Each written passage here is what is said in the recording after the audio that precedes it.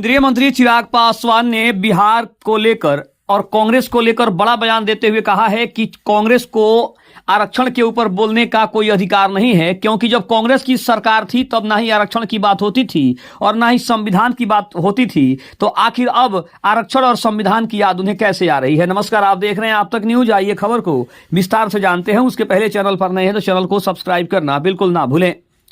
बता दें कि लोक जनशक्ति पार्टी रामविलास के प्रमुख चिराग पासवान ने कहा है कि कांग्रेस और उनके साथियों को संविधान और आरक्षण पर बोलने का कोई नैतिक अधिकार नहीं है। उन्होंने कहा कि इसका कारण भी है, ये वही कांग्रेस है जिन्होंने 1975 में आपातकाल लगाकर संविधान की हत्या करने का काम किया था। उन्होंने कहा कि देश में अगर समय के किसी कालखंड में लोकतंत्र की हत्या की गई तो वह सन 1975 में आपातकाल लगाकर कांग्रेस की सरकार के द्वारा किया गया सबसे बड़ा काम था। उन्होंने कहा कि प्रधानमंत्री नरेंद्र मोदी ने बाबा साहब भीमराव अंबेडकर को सम्मान देने का काम किया है। पीएम मोदी ने बाबा साहब अंबेडकर से जुड़े स्थलों को पंचतीर्थ के तौर पर विकसित करके उनको सम्मान दिया। इसके बाद कांग्रेस और उनके घटक दलों को भीमराव अंबेडकर की याद आई है।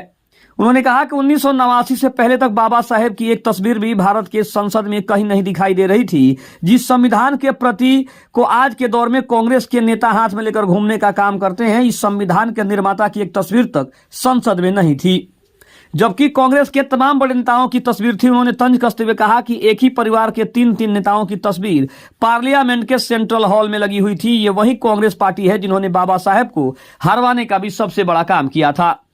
उन्होंने साफ तौर पे कहा कि जिस तरह से कांग्रेस को आरक्षण की और संविधान की याद अभी आ रही है, आखिर ये कांग्रेस उस समय कहां थी जब 1975 में कांग्रेस के द्वारा आपातकाल घोषित किया गया था।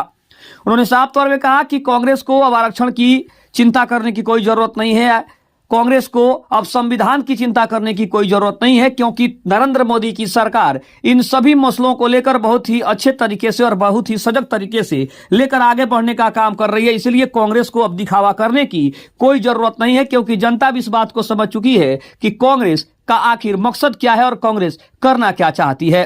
उन्होंने कहा कि जिस तरह से बिहार में राजनीतिक हो रही है, बिहार में जिस तरह से डबल इंजन की सरकार चल रही है, उससे बिहार की जनता खुश है और खास करके महागठबंधन की सरकार को लोग देखना नहीं चाहते हैं और ना ही विपक्षियों को एक बार फिर से मौका देना चाहते हैं। खबर आपको कैसी लगी कमेंट में जरूर बताइएगा। तब तक के लिए धन्यवाद। जय हिंद, जय भारत।